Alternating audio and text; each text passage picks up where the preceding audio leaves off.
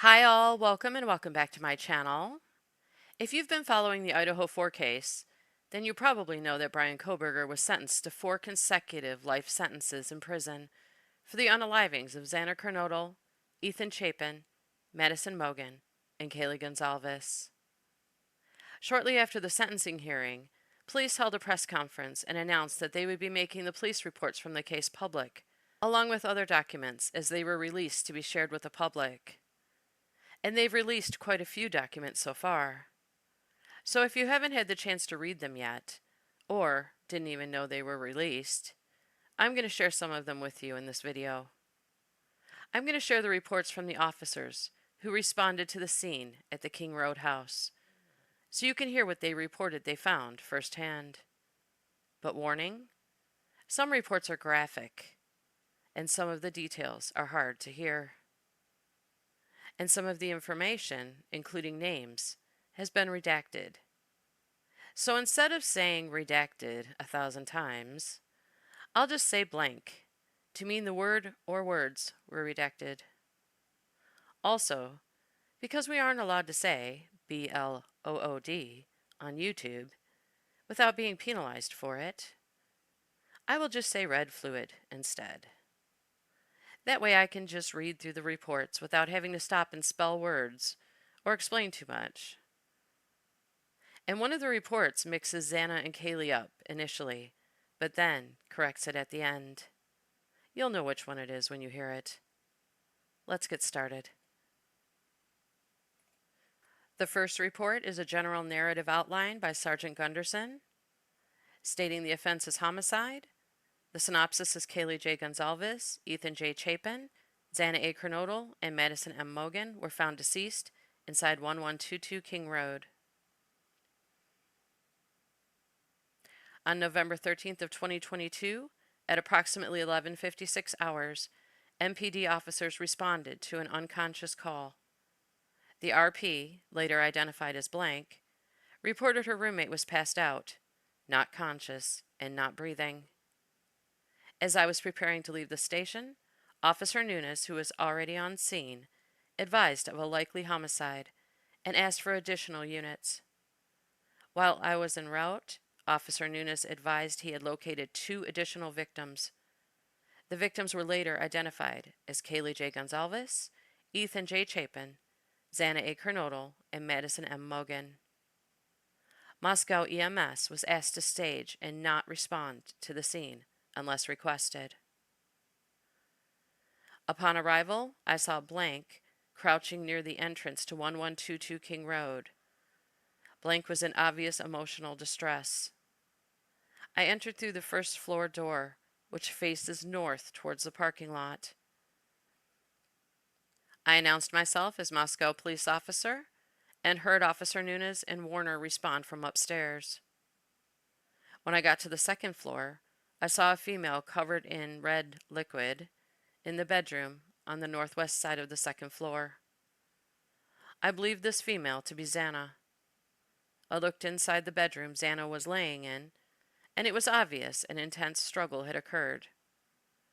Xana was obviously deceased.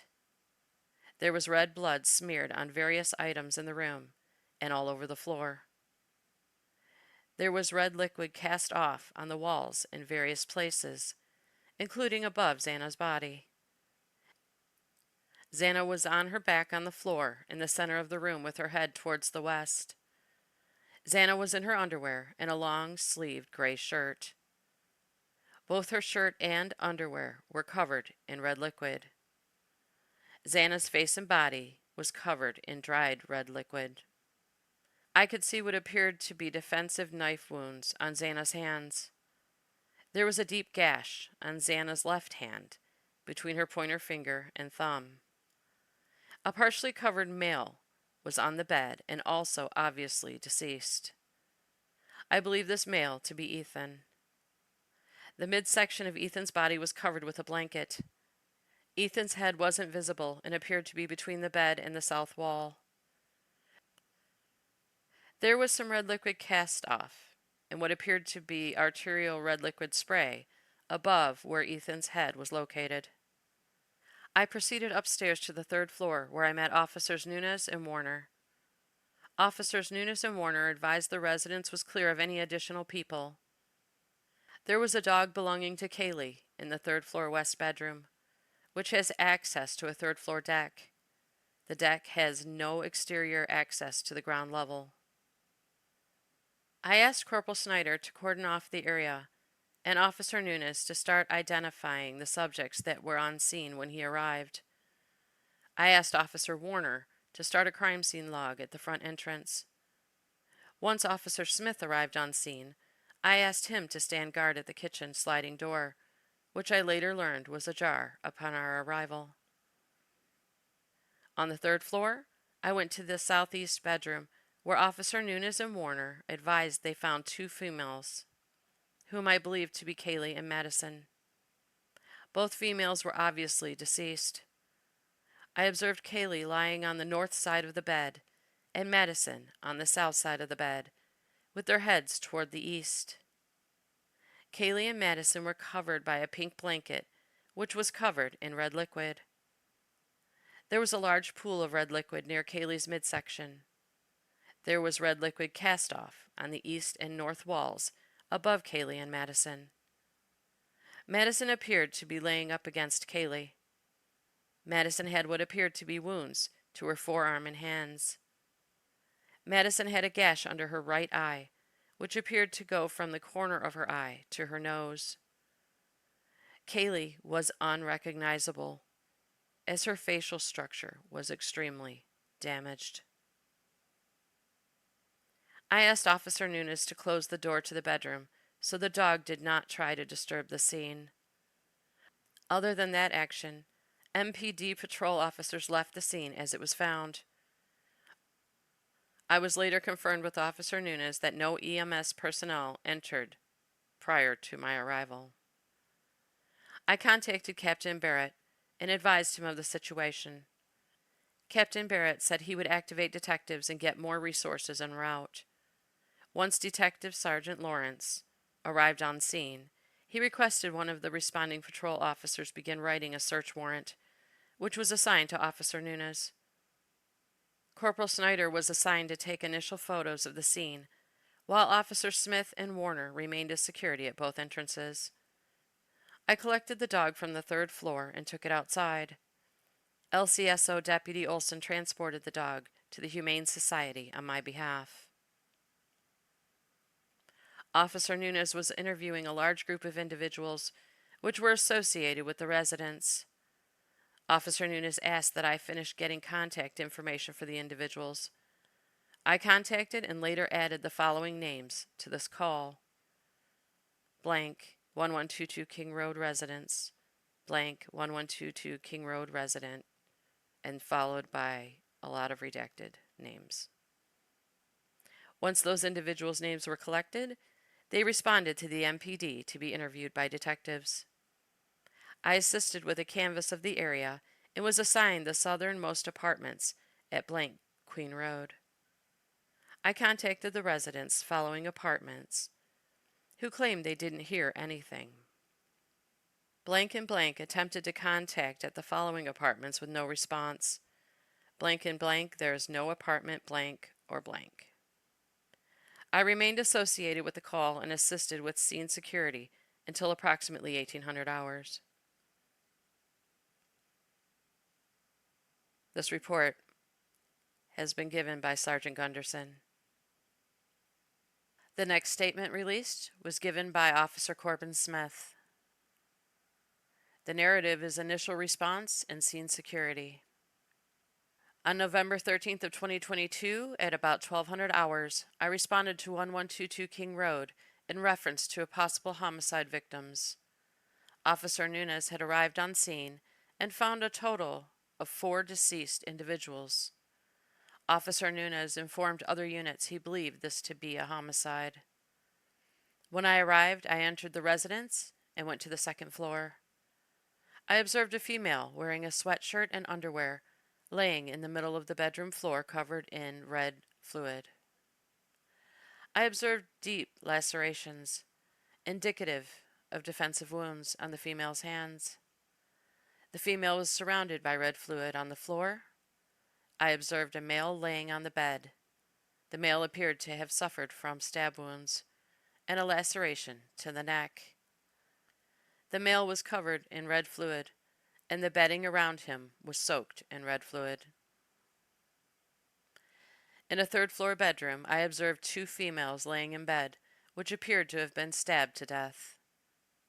The female laying on the left half of the bed, as I looked at it from the doorway, was unrecognizable. Her face was completely disfigured and was stabbed several times. I was unable to comprehend exactly what I was looking at while trying to discern the nature of the injuries. The second female on the right half of the bed had multiple stab wounds. The comforter was soaked in red fluid, and a pool of red fluid was still present. I was assigned to hold security at the rear slider door. This was the alleged point of entry of the suspect. I observed very large footprints in the snow. I used a tape measure, and the shoe size measured approximately 13.5 to 14 inches. The footsteps went to and from the rear slider door.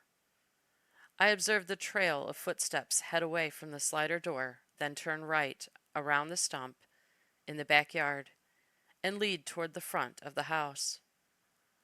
I observed a set of small handprints on the window to the east of the slider. The screen to this window appeared damaged and was laying on the ground. I located smudged fingerprints on the glass slider door. There was a discarded black backpack in the backyard. I photographed these items and attached them to the case. I maintained rear security until I was relieved by Officer Warner. The only person to enter from this point was Captain Lanier at about 15:27 hours. This was a statement given by Officer Corbin Smith. The next statement was given by Officer Eric Warner.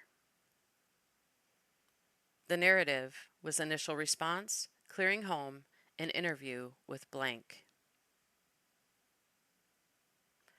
On November 13th of 2022, at approximately 11:58 hours, I responded to a report of an unconscious person at 1122 King Road.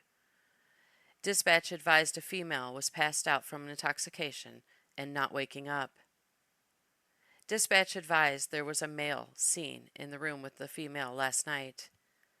A short time later, dispatch advised the female was not conscious and not breathing. As I arrived, Officer Nunez advised over the air it appeared to be a homicide. I saw a small group of females outside the home in the parking lot. One female advised the roommate was on the second floor and needed help. I went to Officer Nunez's location at the west bedroom on the second floor and passed a male in the living room later identified as blank. Officer Nunez advised the female and male in the bedroom had red fluid on them and appeared to be beyond help. I walked out of the bedroom toward blank and saw a clean steak knife on the beer pong table. I pointed out the knife to Nunez. Blank said he got the steak knife from the kitchen because he arrived and saw the female on the bedroom floor covered in red fluid and did not know if there was anyone else present in the room. Blank said he checked the room with the knife for protection. Officer Nunez and I walked to the first floor entrance with Blank. I asked the females in Blank if there was anyone else in the apartment, and they did not know. I told Officer Nunez the home was not secure, and we started the process of clearing it. On the third floor in the southeast bedroom, I saw two clothed females laying on a bed on their backs who appeared deceased.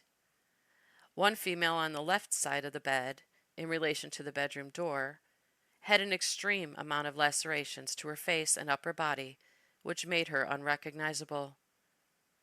The other female had multiple lacerations on her upper body and some red fluid on her face. I walked to the far side of the bed to determine if the female on the right was beyond help. I saw the female's leg was off the edge of the bed, and it had lividity. Once I noticed the lividity in the female's leg, I backed out of the room. Officer Nunes and I checked the rest of the third floor and saw it was clear. There was a poodle in the west bedroom on the bed, which was later taken to the Humane Society by LCSO. After clearing the home, I briefly interviewed Blank. Blank said he was at his apartment, Blank, and his girlfriend, Blank, received a phone call from one of the girls who lived at 1122 King Road. Blank said Blank was called by one of the residents, who said they could not wake the female on the floor. Blank said he came over to the home at approximately 11:55 hours. Blank said he saw the female on the floor in the bedroom and did not see the male on the bed, who he identified as Ethan, before grabbing the knife. Blank said he entered the bedroom and checked the female's pulse and found none. Blank said he did not check Ethan and left the home. I thanked Blank for talking with me and told him he could go stand with Blank, who was with the other residents in front of the home. I stood by at the front door and started the crime scene log at 12:15 hours. Sergeant Gunderson relieved me for approximately 3 minutes so I could get my gloves during my time at the front door. At approximately 15:02 hours, I was relieved by Officer Rosinski, who took possession of the crime scene log and returned to the station. At approximately 15:28 hours, I came back to the scene and relieved Officer Smith, who was standing at the rear sliding glass door, which was found open when officers arrived. I remained at the back door until I was relieved by Officer Nunes at approximately 16:28 hours. This report was given by Officer Warner. The next report released was given by Officer Mitch Nunes. The narrative is initial response, interviews, search warrant application, patio entry log. On November 13th of 2022 at approximately 11:56 hours, I responded to an unconscious subject at 1122 King Road in Moscow, Idaho. Upon my arrival, I found a large gathering of people in the parking lot immediately north of the 1122 King Road residence. 1122 King Road is a white, 3-story, single-family residence with multiple bedrooms. The 1122 designation is located directly above the front door facing north. I was directed to a bedroom on the second floor by Blank in the northwest corner to locate the unresponsive female. Upon entering the room, I observed a female laying supine on the floor next to a bed. According to Blank, this female was likely Kaylee J. Gonzalez. Blank also lived at 1122 King Road. I observed dried red fluid surrounding Kaylee's body and signs of cutting trauma to her face. Kaylee was covered in so much red fluid, I wasn't able to immediately discern where any additional injuries would have likely been. Kaylee was apparently deceased due to her pale skin color, rigid body tone, and apparent red fluid loss. On the bed in the same room I observed Kaylee, I observed a male lying supine on the bed. According to Blank, the male was likely Ethan J. Chapin. Blank said Ethan was commonly at the residence. I observed red fluid covering portions of Ethan's legs, surrounding his body into the bed sheets, and drops of red fluid on the wall near Ethan's head. As I backed out of this room, Blank showed me a kitchen knife and said he had it in his possession. I told Blank to leave the knife and go back down the stairs to the front entrance.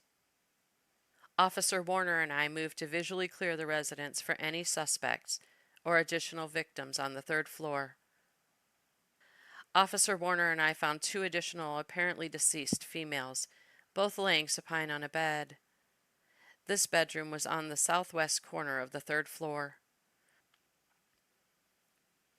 According to Blank, these 2 females were likely Xana A. Kernodle and Madison M. Mogan. One female showed an apparent traumatic injury to her face due to the basic facial structure being unrecognizable. Both females showed very pale skin. Both females were covered in dried red fluid and apparently deceased. After the residence was deemed safe, Officer Warner and I exited the residence to secure it and the immediate area, to include the parking lot immediately to the north of the residence. I walked outside and began interviewing Blank. Blank told me at approximately 0400 hours she heard a voice scream and believed it to be Kaylee's. Blank said she heard Kaylee scream and announced there was somebody inside the residence. Blank said she could hear Kaylee run from the third floor down the stairs to the second floor into the northwest bedroom. Blank said she locked herself in her bedroom and continued to hear a commotion. Blank said eventually she stopped hearing a struggle and heard a male voice say, quote, "You're going to be fine. I'm going to help you," unquote. Blank said she did not recognize the male's voice. Blank said after a few minutes, she peeked out of her bedroom and observed a male described as approximately 6 feet tall, slim build, with a black ski mask leave the second floor patio area. This patio door was likely left open, as it was found open upon my arrival. I interviewed an additional roommate, Blank, who told me she was at the residence during the commotion. Blank said she was on the second floor in the living room, watching Vampire Diaries with Blank, and an unidentified person named Blank also believed Madison and Kaylee went to the grub wandering kitchen truck that was commonly located in the 300 block of South Main Street. Blank said she and Madison let Madison's dog out, Murphy, sometime between 0200 hours and 0230 hours. Blank said during this time she observed no suspicious activity. Blank said she returned inside while Madison was still outside with Murphy. Blank said she went to bed around 0230 hours. Blank said Madison came into her bedroom sometime after 0230 hours to ask if she knew where Murphy was. Blank said she told Madison no, and Madison left. Blank said she woke up in her bedroom, which was located on the first floor, to a sound she described as a firecracker and a flash. Blank said she initially thought the sound was a prank. According to Blank's phone log she showed me, Blank called Xana at 0421 hours, Ethan at 0422 hours, Madison at 0422 hours, Madison again at 0430 hours, and then Kaylee at 0431 hours. Blank said she never received an answer on each phone call. Blank said she went back to sleep and woke up around 11:56 hours when 911 was called. Initially, I was told Kaylee was likely located on the second floor bedroom with Ethan. After comparing Blank's initial statement with other investigations officers' observations, it appeared to actually be Xana that was located on the floor of that bedroom, and Kaylee was one of the other females located in the third floor room. I also observed the following vehicles in the gravel parking lot that was immediately north of the 1122 building: silver 2015 Land Rover Range Rover with Washington license plate, blue 2010 Honda Civic with Arizona license plate, white 2014 Chevrolet Cruze with Idaho license plate, red 2011 Jeep Wrangler Unlimited with Washington license plate, black 2017 Ford Explorer with Washington license plate. I was originally assigned to identify all of the people in the area. However, I was reassigned by Sergeant Gunderson to begin the search warrant application process. I provided the above information in the search warrant application. At approximately 1628 hours, I returned to 1122 King Road to assist with securing the southwest patio entrance. I took responsibility from Officer Warner in documenting who entered and exited the residence. I provided this documentation on a notepad and maintained the log until I was relieved by Officer Morris at approximately 1750 hours. The following information is the rear patio entry log from 1517 hours until 2115 hours.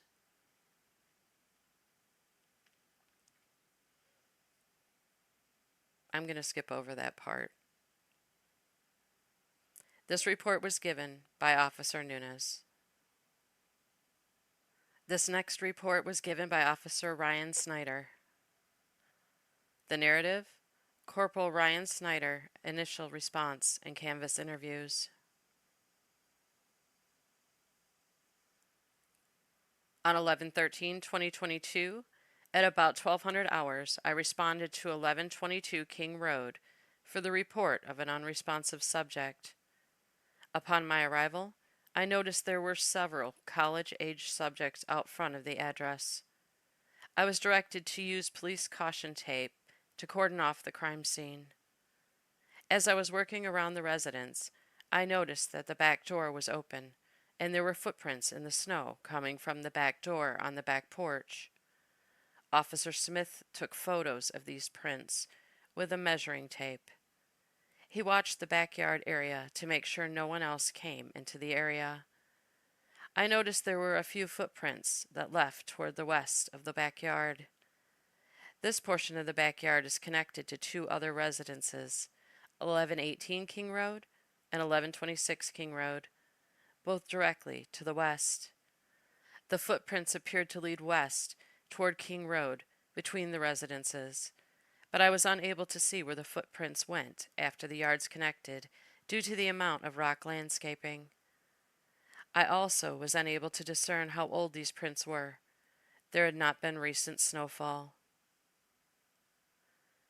With Sergeant Gunderson, I entered the residence to continue taking photos of the scene. I entered through the bottom floor main door on the north side. I took photographs of the rooms and living areas of the residence. The photos were downloaded onto a CD and booked into evidence. The photos were labeled in this report with a brief description of each photo. As I was down the road of the address near the King Road and Queen Road intersection, I was approached by a college-aged male who identified himself as Blank. He informed me he lived at Blank King Road apartment. He stated his Blank lived upstairs at 1122 King Road, and they share a dog that was there currently. Blank did not appear to have obvious wounds on his hands, as I would assume the suspect probably would. Officer Nunes was interviewing subjects about the situation. I asked Blank if he would wait inside Officer Nunes' police car so he could talk with him. He agreed to. I informed Sergeant Gunderson of the circumstances involving Blank. Blank later responded to the police department to be interviewed, and then picked up the dog from the Moscow Humane Society shelter. I continued to canvass the area and speak with neighbors at Blank, Blank, and Blank Queen Road, who stated they did not hear or see anything relevant. I spoke with subjects at Blank King Road. One resident, Blank, stated she was walking home from the corner club at about 0300 hours and thought she could hear music or some type of noise, but she couldn't give any clarifying information more than that due to her level of intoxication that night. I spoke with subjects at Blank King Road. The majority of them stated they were out drinking at the corner club and got a ride back to their place at about 0130 hours and went to sleep about 0200 hours. Blank King Road Blank resident, Blank, stated at about 0400 hours he heard a barking dog coming from the east of his residence. He believed it was the dog at 1122 King Road, as he thought that was the only dog in the area. He stated the dog sounded like it was outside and was barking for about 45 minutes until he believed someone must have let it inside at 0445 when it stopped. Blank stated he had a female with him in bed at the time who also heard the dog barking at this time. I spoke with the residents at Blank King Road. Blank informed me they had cameras facing the west of the address that they believed captures a portion of the road. They first provided me with the SIM card out of the camera. However, they could not get it to work, and neither could I. They gave me the username and password to the camera. I informed Detective Mowry of the information, and they gave me permission to access the camera footage and record the necessary surveillance video. I cleared the scene at about 17:49 hours. And then they list the photo log of all of the photos taken, and I'm going to skip that.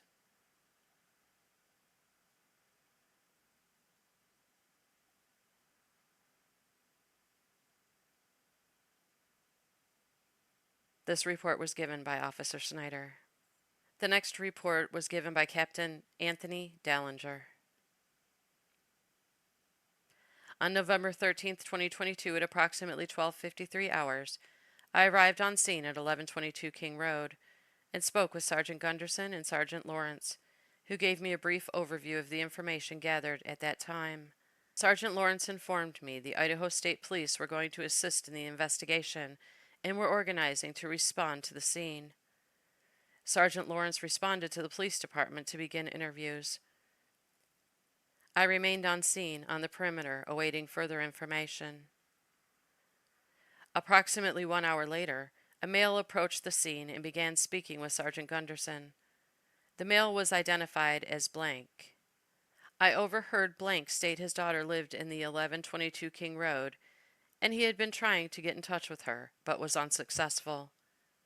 It was also learned Blank's daughter, Blank, was nearby the scene. I asked Blank if he and Blank could come to the police department to speak with me. Blank agreed, and I returned to the police department. I contacted Sergeant Lawrence at the police department and asked if he had the names of the victims. Sergeant Lawrence stated he did and gave me the list. I saw one of the victims' names was Xana A. Kernodle. I then met with Blank and Blank in the interview room off of the police department lobby. Once in the room, I activated the audio and video recording equipment. I asked Blank and Blank for their information, and they both handed me their Arizona driver's licenses. After writing down their information, I asked Blank what the name of his other daughter was. Blank told me her name was Xana. I then informed Blank and Blank that Xana was identified as one of the victims, and that she was deceased. Both Blank and Blank became very upset and were crying heavily. I asked Blank and Blank when the last time they communicated with Xana was. Blank stated she texted with Xana on 11/11/22 at approximately 1700 hours. Blank said the text messages were brief and were not of any substance. Blank said he texted Xana on 11/11/22 at around 1540 hours, and she responded saying she was at work. Blank then told me he last spoke with Xana on the phone on 11/11/22 at approximately 2140 hours, when they spoke about going to the WSU football game. I asked Blank where Xana worked, and he said at Mad Greek. I asked both Blank and Blank if Xana had mentioned anything about having issues with anyone or anything strange occurring lately. Both Blank and Blank said Xana had not said anything. Blank said Xana had a boyfriend, Ethan Chapin, who she had been dating for about 6 months or so. Blank said everything seemed fine with their relationship, and Blank added how he had met Ethan's parents in passing this weekend. It should be noted, Blank was in town visiting, as he resides in Avondale, Arizona, and it was Washington State University's Parents' Weekend. I asked Blank and Blank if there was anyone they wished to contact for them, or if they wished to speak with anyone, such as a member of the clergy. Both told me no. I gave them both my business card and informed them our detectives would be in contact with them in the near future. Blank and Blank then left the police department. This report was given by Captain Anthony Dallinger. This report was from Sergeant John Lawrence.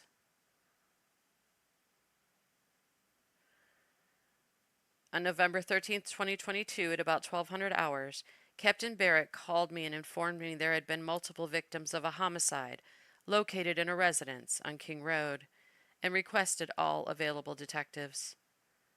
I called Detective Vargas and was informed she was out of town and would be back in Moscow on Monday morning. I called Detective Mowry, and he informed me he would be on his way shortly. I called ISP Lieutenant Mike Mooney and told him I needed assistance from ISP detectives in processing the crime scene. Lieutenant Mooney put me in contact with Sergeant Gilbertson.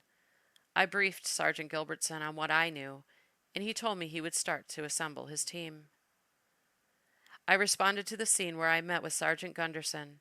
Sergeant Gunderson informed me that officers were dispatched to an unconscious person at 1122 King Road, and that's when they found 4 deceased college-aged people in the residence. I told Sergeant Gunderson I needed someone from his team to return to the police department to start writing an affidavit for a search warrant. Sergeant Gunderson asked Officer Nunes to handle that task. I then did a very brief walkthrough of the residence. I entered the residence from the entrance on the north side of the building. Officer Warner, who was securing the scene, logged my entrance into the residence. I then went up the stairs and located a deceased female on the floor and male in the bed in the west bedroom on the second floor. I climbed the stairs to the third floor and located 2 deceased females in the southeast bedroom. They were both in the bed. I spoke with Officer Smith, who was securing the residence at the south entrance, for a moment. Then I exited the residence through the north entrance. Officer Warner noted my departure. I called Sergeant Gilbertson and informed him of the additional information provided to me and what I had seen. I told him MPD would be needing their assistance. I also told Sergeant Gilbertson MPD had an officer writing an affidavit for a search warrant. I returned to the police department, where I met with Sergeant Blaker and Corporal Payne, whom I called earlier and requested they respond to the PD. At this time, Detective Mowry was at the police department. I requested they interview the other occupants of the residence where the deceased were located. There were also several friends of the deceased who had been with the deceased the night before, and may have information of their whereabouts and who they were with prior to the murders. Those interviews started at about 13:48 hours. Those to be interviewed arrived at the PD about 13:30 hours. I put them in the training room and provided them with drinks and snacks. Captain Lanier arrived and asked me how he could help. I requested he find officers that were not already tasked and complete a canvass of the neighborhood. Captain Lanier took care of the neighborhood canvassing. At about 14:23 hours, the blank, Xana, arrived at the PD. He was informed of Xana's death by Captain Dellinger. Captain Barrett informed me Ethan Chapin's family had been notified of Ethan's death. Captain Barrett asked me to take care of the death notifications for Maddie Mogan and Kaylee Gonzalez. Captain Barrett provided me with the information the university had on file for Mogan and Gonzalez. There was no emergency contact information for either. So I called Kootenai County Dispatch due to Mogan and Gonzalez's home addresses being in Kootenai County. I provided the KCSO dispatcher of the addresses listed with the university for Madison Mogan and Kaylee Gonzalez. Told me she had the names of blank and blank listed as residents of the address provided for Kaylee Gonzalez. I requested a death notification for them. I was contacted by Deputy Mitch Jan from KCSO. He asked what he could tell the parents, and I informed him we knew very little at this time. A short time later, Deputy Jan called me and told me that when he arrived to give the notification, the parents were already aware. I also provided Madison Mogan's address, and blank was not able to locate anyone with the name Mogan at that address. A short time later, Officer Matt Sykes requested I call him. When I made contact with Officer Sykes, he told me blank and blank of Madison Mogan were driving to Moscow. About 20 minutes after my conversation with Officer Sykes, the blank arrived at the PD. Captain Barrett gave the death notification. Captain Barrett requested I interview them. I spoke with blank and blank in the lobby interview room. They told me they have a great relationship with Madison. She got along with everyone. She had a strong relationship with her boyfriend, blank, who lives in Boise, and that she had just gone to Boise to see him the weekend prior. Madison and blank had been dating for about a year and a half, and blank is from blank. I asked if there were any problems with past boyfriends, and there were none to their knowledge. I asked if Madison had mentioned any stalking behavior from anyone that made her uncomfortable, and they said she never spoke of anything. The rest of my shift was spent allocating resources where they were needed. This report was given by Sergeant Lawrence.